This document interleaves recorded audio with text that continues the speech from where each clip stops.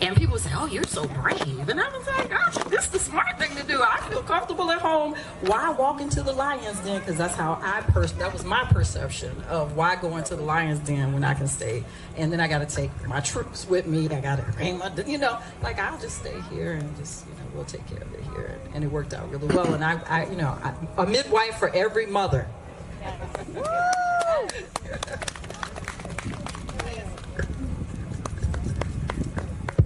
So you have the different points of views up here, but it's important for you to understand that home birth is not for everybody. So there's no one size fits all to this. Everybody's situation is not going to be the same. We all have different predisposed situations. One of you may have a high risk factor that needs to be managed. And just like you interview, say, how you get different estimates for someone to paint your home, or you go around and try different nail technicians or different mechanics.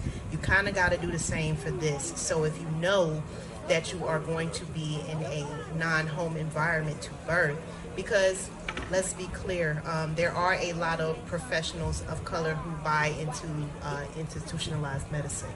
So just because a person is of color or looks like you doesn't mean that they are the right provider for you.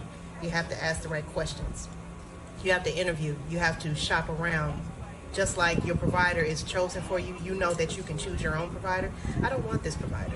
I want this provider. And if it's in your network, then you can choose your provider. Just because it's assigned to you doesn't mean you have to have it. So just like you shop around and look at different people who do different things for your home, for your car, different daycares you may want to put your child in, you kind of got to do the same for this. There's some homework that you have to do. So there's some self-responsibility that goes into this as well. It's just not everybody doing the work for you. Some of this work you got to be ready to do for yourself if you want the best outcome for you, because what works for me may not work for you. Thank you. So my brain is buzzing, and it's like I got a couple questions. I guess I'll do two, but this is the first, and it's based off of my lived experience as a father. Right, I've had 3 amazing young men, birthed into this world by amazing women. As women who live in this maternal health space, who work with women in their transition into motherhood, what insight can you give to males or men or the partners of women or persons that are undergoing birth? How should, I'm going to be candid, particularly black men, be showing up in their intimate relationship, but just what can the black men in these relationships do to better support their partners through the birthing process? Like, what are some best practices that you all have seen or that you all feel could be more enhanced, right, as we live in this system that we're seeing these disparities in black maternal health? Well, you said it, manifest, showing up. Okay? Showing up at the prenatal, showing up for everything, showing up for healthy food before you conceive, showing up for healthy lifestyles, healthy emotional life, and support. Involving themselves in all of the education, being there if possible at as many appointments as you can, read something, and be there as a sounding board when making those decisions, making those interviews, going around and talking to people.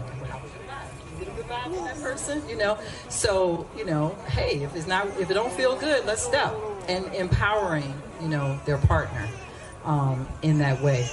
I can't believe I've been up here this long and didn't say Happy Black Breastfeeding Week, y'all. And so a lot of times the male gendered, problem solvers, right?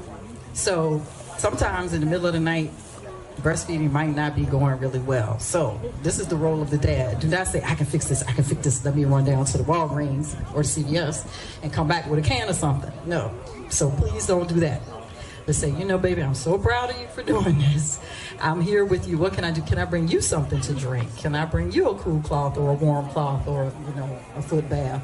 So really nurturing, really what Taj was just saying, what she does for her moms. Every mother needs a Taj. You know, being that support person, a sounding board, a listening board, and then not trying to solve, particularly around human milk feeding, because it's not, it can be a challenge. And so don't say, let me fix it by bringing in a breast milk substitute, but let's say, let me fix it, let me provide you some comfort measures until we can get expert help for you. So to add on to that, now is the time for men to really come into their position as being protectors. We talk about protect Black women, right? So this is what it looks like. It looks like having these important conversations with your partner. It looks like you asking questions. What is it that you need? And it looks like you said, preconceiving. Creating a healthy environment, not just an outward environment, but an environment for you both, because you're still going to be lovemaking, so your body needs to be intact as well, because what you're putting inside of your woman is going inside to your child. So all of those things are important when we talk about protecting Black women. It's not just being masculine and knocking things over and, you know.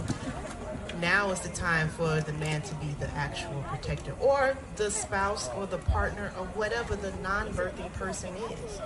You're going to have to step up and be that protector. And it's not just for the brothers, it's for whatever your relationship looks like. So I want to make that clear.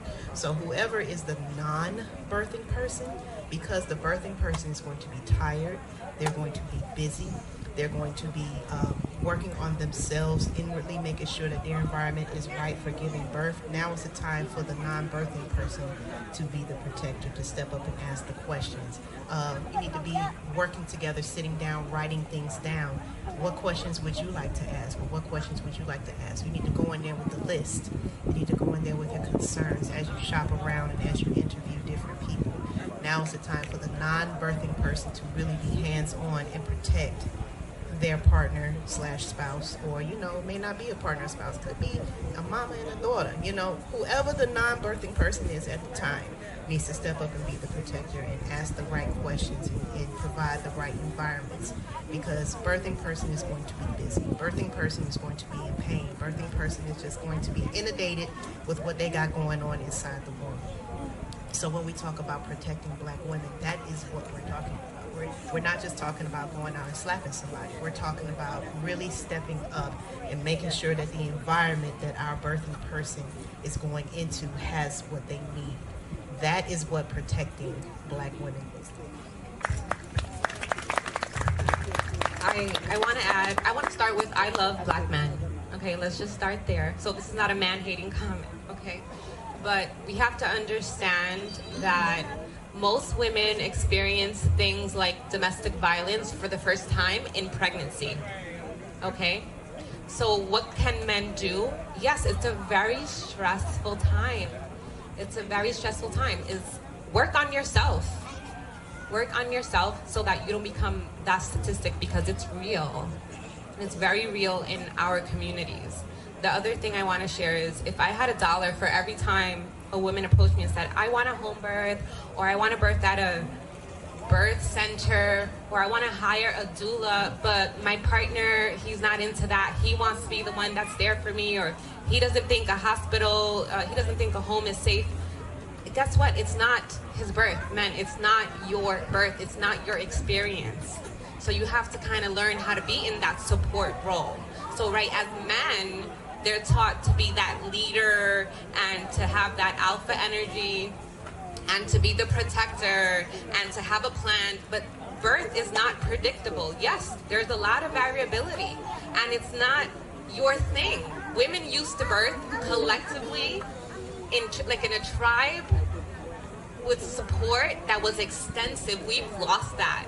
So women need other women, and women need women that look like them. So it's not that they don't care for you at this moment. You are very important, but it's just not your time to kind of be that front and center. It's that time for you to be of support, and you can support by supporting yourself or literally picking up a book. My favorite book for partners is The Birth Partner, and that one, if you don't care to go to a childbirth education class, which I do recommend, which Kaya has available here locally, then pick up that book and educate yourself on what your role is, because men just want to know, well, if I don't fit in that way, then how can I fit in? So learn, play your position. There's a position to be played. You just have to learn what that position is, and so you will feel like you're still important, which you are, but it's just not. It's not your time. Yeah. I just want to piggyback. So much. This is all real information that you're getting. I would just say that the culture of seeing it as your pregnant partner is going through something that is outside of you, I think needs to be dismantled, where you can really, really integrate yourself into their experience. And I think that's all of what's already been said. Like, if your partner is feeling pain or they're hungry or they're whatever, get it for them, nurture them, pamper them. There's information that the way that your questions come from information. So get information. Like she's saying, The Birth Partner, that's a very seminal book. It's written actually for doulas, or for the partner, but a lot of doulas use it in their training. That's a great book. I would say ask your provider. If you're like, I want to be doing more, what could I be doing to support this? Also talking to healthy parents, like models of fatherhood or partnership or whatever it is that you aspire to. Ask them, how was it for you? What were you thinking? What did you do? Because if we're saying, babies thrive in community, mothers thrive in community, fathers, partners, role models. We learn from each other, not just from social media, not just from our own brains and what we make up. Let's talk to the people we see around us that inspire us. And I'll say about a doula, I've yet to hear any partner ever say, I wish my doula wasn't there. The same people who be like, why do I want a doula here? That's just going to disrupt our intimacy, our vibe. And it's no, now you have a solid third on this team. This person will normalize what's normal. This person will advocate for you when there is, reiteration. Something needs to be repeated to you. You don't understand. You don't know what's next. You need soothing. You want to help her, but you don't know where to put your hands. A doula has your back, and they will leave the room if you ask them to leave the room. Their feelings will not be hurt. They're reading the room just like you. They're centering mama. So we're saying so much. I just think the important things to take away is that information, gathering information, showing up for appointments and all of that, you'll have questions, and ask your questions, especially to your partner. What does she need? Well, thank you. So I have one more question, and I'm gonna, try to keep this brief because we're, I don't want to take all of the time. But the thought that's been resonant for me in all of the work that we do around social justice is that often folks like to put particular social inequities in an island unto itself, right? For example, affordable housing is a thing over here, but food justice is another thing over there, right? And so if you're doing that work, people get confused, well, I do both, right? It's intersectional, and people get glossy-eyed when you're no, all of these things are important, right? So I contextualize that statement for you all as Black maternal health workers. What are some of the other social determinants of health that impact this space, right, that often don't get discussed, right? Because I know folks like to say, okay, we need to focus on mom, and that's important, that is the priority.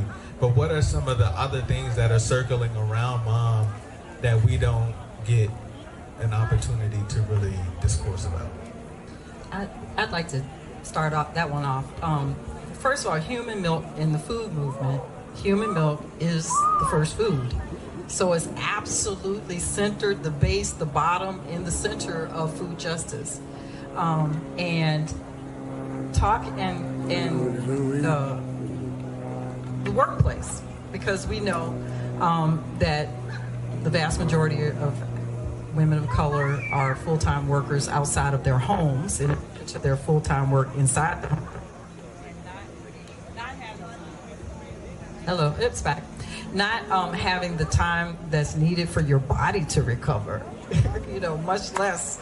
And it's so, we're in Virginia, let's be real, let's talk about it. We have a long history of drop that baby in the row and keep rowing, and we still have that same mentality. Like, so much of the capitalism of this country is built on the systems that were developed during the chattel slavery era, and we all still working like that, And so not having paid family leave, not being, not having, family leave to be able to, for your body to recover, for you and your baby to bond, to establish human milk. And then it's like, well, we're trying to get people to breastfeed and they don't have a place to live. They housing instability. So, Taj mentioned, some people come to her place to birth because they don't feel like their space is adequate, or, so all of that is real. So it's, and that's why I like the name of your place, Whole. You have to approach the whole individual, because, the whole Maslow's cycle, the whole hierarchy of needs, like you got to take care of those basic needs first before you can move out. So I don't see how anybody could not see that the social determinants of health are all connected to this. When it's gunfire in your neighborhood and your cortisol levels shoot up, and they're supposed to come back down, but if it shoot up again the next day, it doesn't come back down the same way it did the day before, and eventually your cortisol levels are just up high all the time. And science has had to show us that, that has an effect on, the neonate, the baby in the womb is extremely sensitive to those stress hormones. So all of that is safety, housing, work environment. A lot of people, I'm going to just talk about breastfeeding because all the rest of y'all talk about birth. Don't feel like, well, I can't breastfeed because I got to go right back to work. So what's the point? And the point is, human milk is dose responsive. Every little sip counts. If you can only breastfeed for while you're in the hospital or at Taj's center, then plan to breastfeed for those 3 to 4 days. And if you can feel like you can only manage to breastfeed while you're home on maternity leave, then plan to breastfeed for those 6 to 8 weeks, or 4 days, or 5 days. And guess what? It doesn't have to be all or nothing. You continue to breastfeed.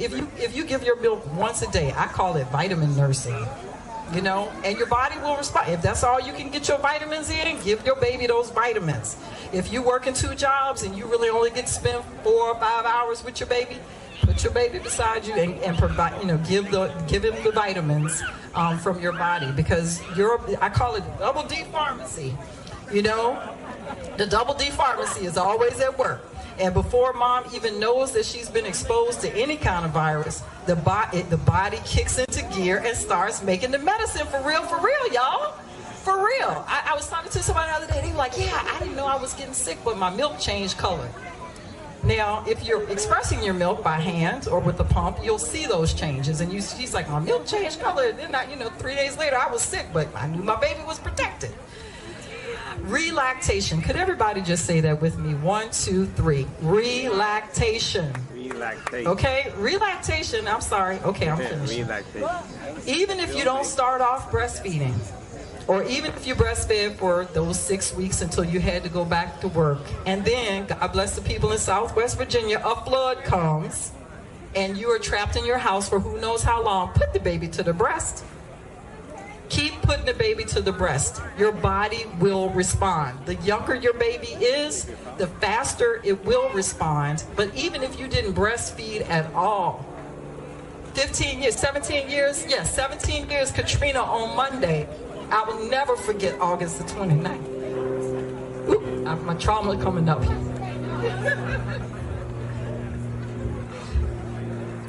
If you're stuck in the roof, you're stuck in the hand. Did y'all hear what she said? If you're stuck in the attic, put your baby to the breast. Thank you for sharing all of that with us. I'll just, yeah, clap for our sister.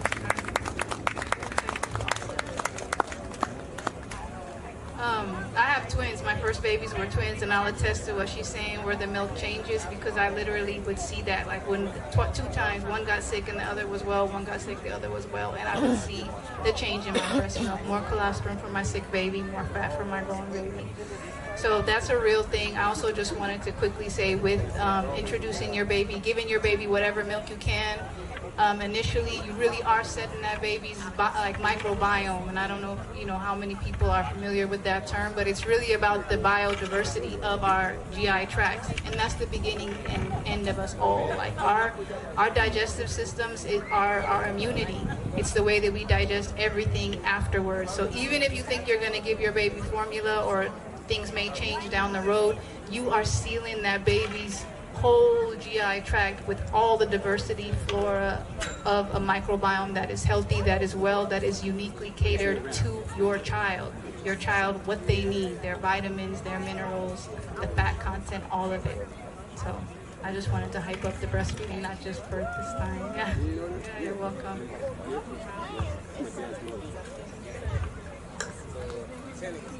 So my intersectionality, is that the word? Okay. Is mental health and birth work. Okay? So before the birth trauma even happens, there's usually, I say that it's an opportunity to heal trauma that you've experienced perhaps beforehand. So your mental health has to be checked through. All the trauma you've had will probably present itself at your birth, just as an opportunity for you to put that to rest, literally, okay? For you to heal it. So I work with women proactively, but sometimes not, right? And we're working through things like rape, homelessness, sexual abuse, instability in the home, childhood trauma. All of that will affect your birth. So I sit in that intersection, and there's no way that those two can be separated.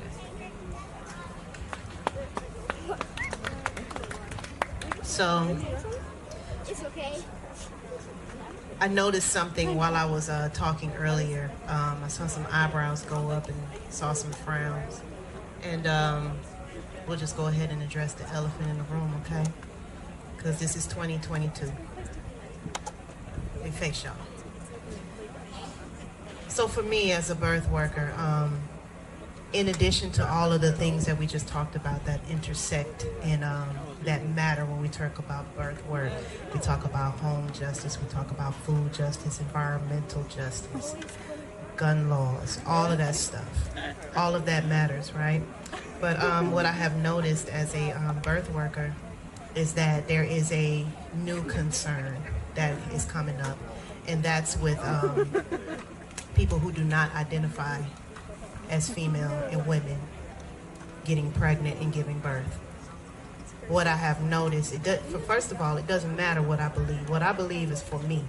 It's for my life and for myself. Anybody else can believe whatever they want to believe, and they can be whomever they want to be. I don't have a problem with that. Let's just start there. What I'm seeing in the birth world is that persons who are masculine presenting, who identify as male, who are getting pregnant, are also having trouble being listened to in these medical societies because they're presenting as male, so they're giving off the energy to these medical environments that they're stronger, that they can tolerate things more, and that just simply is not the case.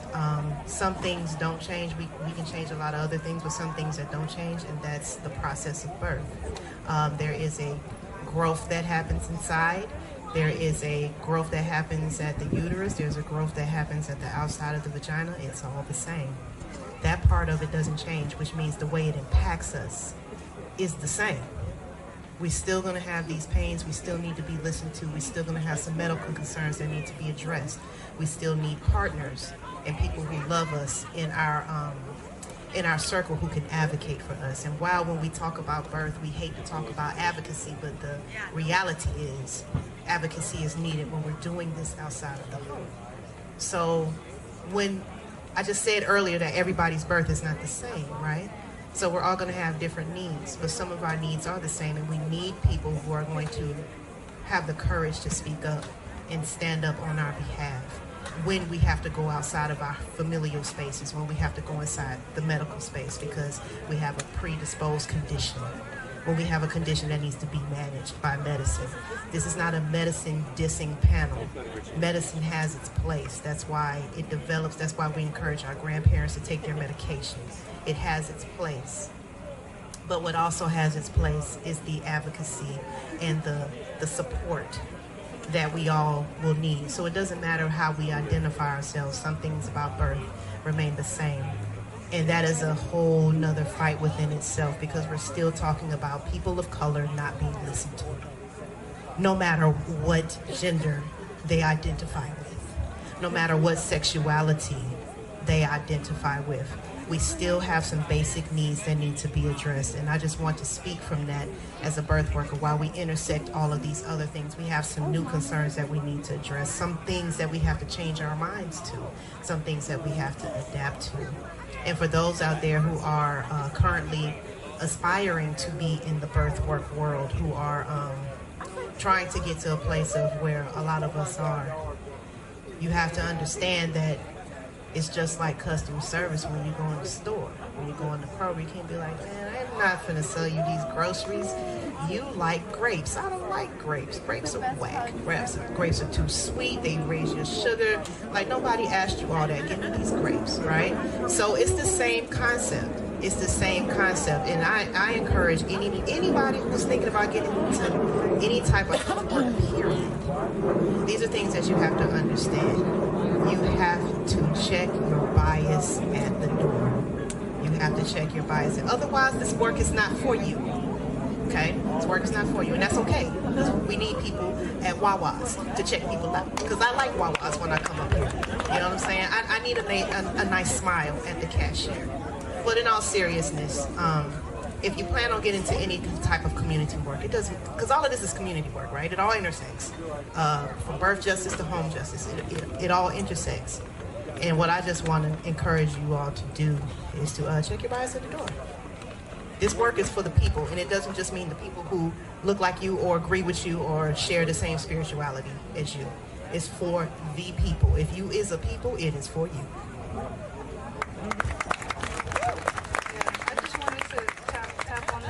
Check your bias at the door. It's work. It's like never-ending work, just to identify and be honest about our own bias. And the honest piece is such a big deal, because I would say, especially for our elders, like, it is a new time, and there are adaptations that we need to make, but they're not going to stop being providers. They just might not be the right provider for you. And so just, it comes back again to that team and like having an allied team that is truly aligning with you, like who you are, what you're about, what you want to see in your experience.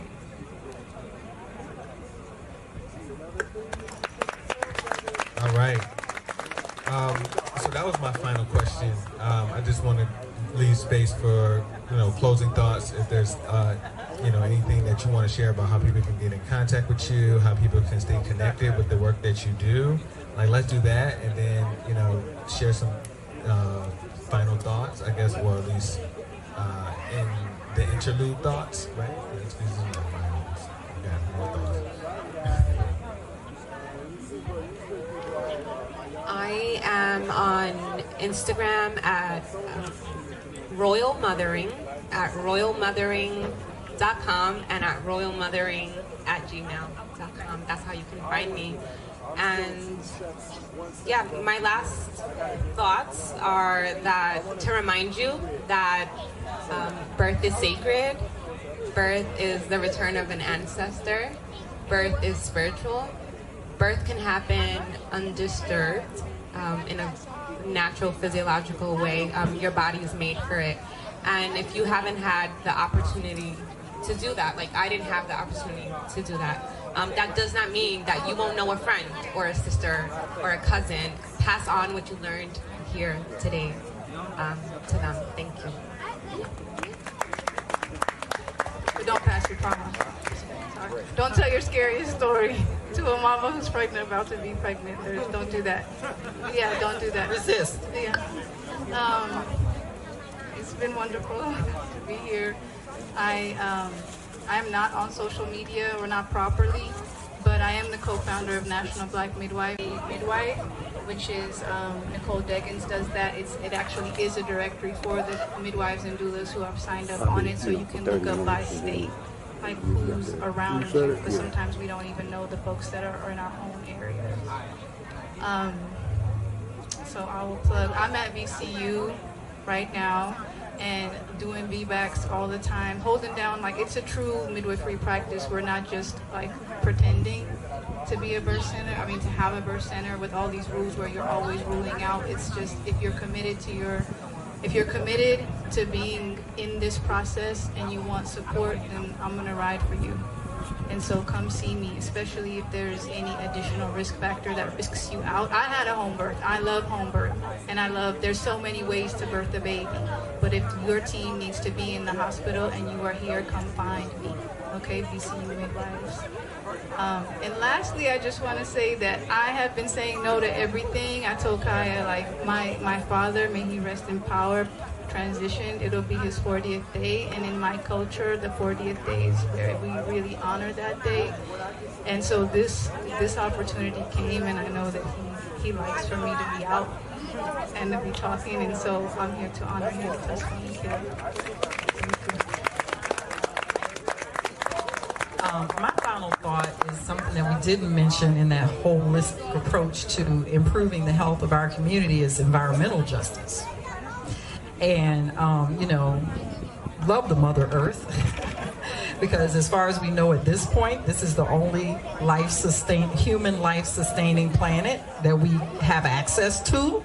And with the extreme weather events that we are seeing now and will continue to see exponentially, thank you for listening to us today, and know that you could very well be the expert in the room in an emergency situation.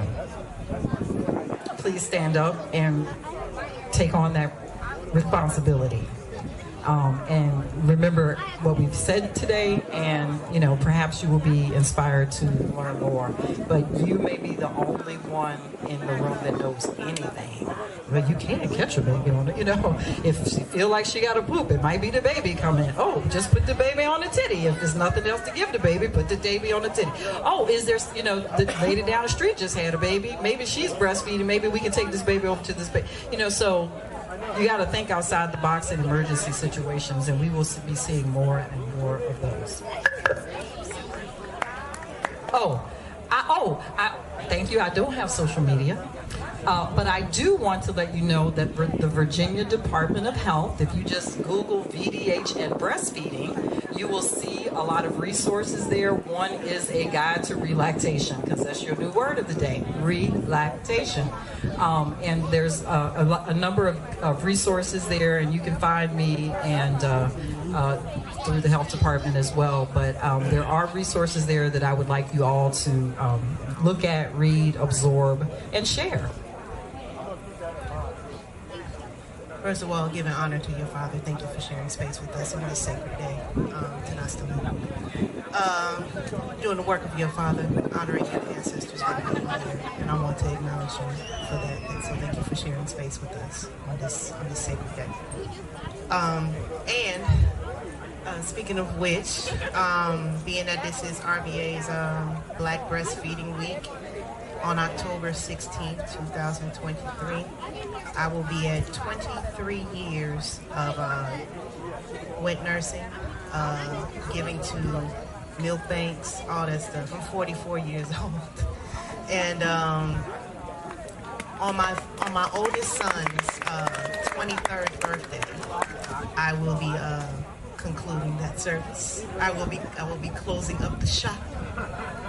And in my culture, I practice here, but hey, baby. Hey, young man. In my culture, I practice Yoruba, Ifa, and 2 + 3 is 5, and that equates to Oshun. Oshuns who bring forth the babies. So I just figured that's a good time to go ahead and shut it down. So happy Black Breastfeeding Week to all of you who have breastfed and are breastfeeding or plan to breastfeed. You have a resource here, and this young lady next to me, I hope you access that resource. You can find me everywhere at Beretta Scott King and Real Whole. That's REALWHOLE on all the socials, the .coms, the .orgs, whatever. You can just Google it, child, I'll come up. But if you have any questions, you can always reach out to me. I'm gonna be honest, I'm very slow when it comes to email, but about a week later, you'll hear from me, you know. Just reach out to me. You have a plethora of resources up here. We're available, we're present, and we'll be honored to serve you. Thank you for having me all the way from Atlanta, Georgia. I love it up here, man. This is my, when we did the first time, 26, something like that. Yeah, so, yeah. Been down a long time with Brother Manifest. Just reminded me, I want to take this opportunity to remind everyone that midwifery care is not only for when you're having a baby, it's also for women care. So we have to kind of understand the context that an OB is a surgeon. And so unless you're in need of emergency surgery, perhaps a midwife can meet your needs for your gynecological health. And that's whether you have a baby or not. So get to know your local midwives. Shout out to my wife, who is a student midwife. She will be accepting contact information and all the things. And she'll be out here like midwifing. So thank you all for joining us. This will be the conclusion of our panel on Black maternal health. Y'all give it up for all my panelists here.